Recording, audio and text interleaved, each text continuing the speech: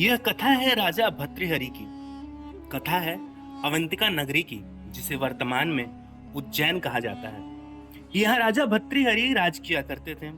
उस दौरान उज्जैन में एक तपस्वी गुरु गोरक्षनाथ यानी गोरखनाथ पहुंचते हैं।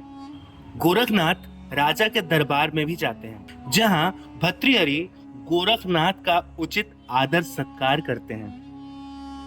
भर्तृहरि के आदर सत्कार से गोरखनाथ काफी प्रसन्न होते हैं और उन्हें एक फल देते हैं। फल देते हुए गोरखनाथ कहते हैं कि यह फल उसे देना जिससे तुम बेहद ही ज्यादा प्यार करते हो। इसे खाने से वह सदैव जवान बने रहेंगे, कभी बुढ़ापा नहीं आएगा और सदैव सुंदरता भी बनी रहेगी। चमत्कारी फल देने के बाद गोरखनाथ वहां से चले जाते हैं।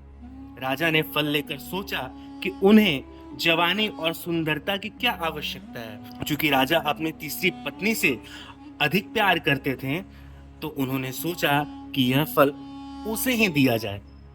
रानी का नाम पिंगला था।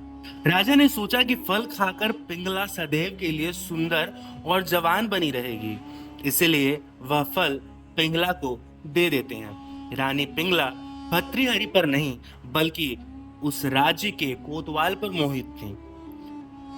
यह बात राजा नहीं जानते थे।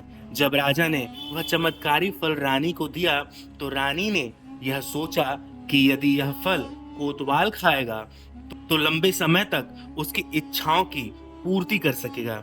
रानी ने यह सोचकर चमत्कारी फल कोतवाल को दे दिया।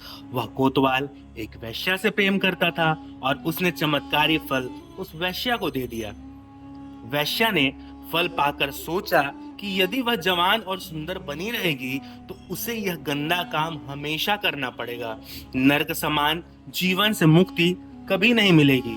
वैश्या ने सोचा कि इस फल की सबसे ज्यादा जरूरत इस प्रजा के राजा को है। राजा हमेशा जवान रहेंगे तो लंबे समय तक प्रजा को सभी सुख सुविधाएं देते रहेंगे।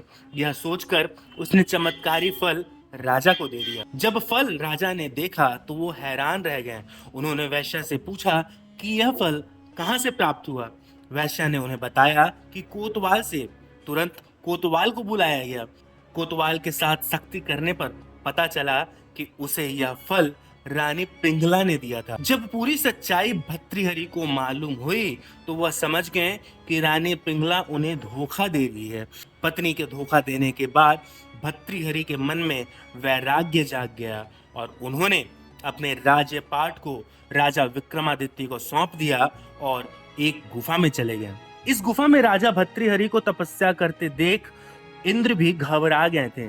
उन्हें लगा कि यह तपस्या से कहीं मेरा राजपाट ही ना छीन ले।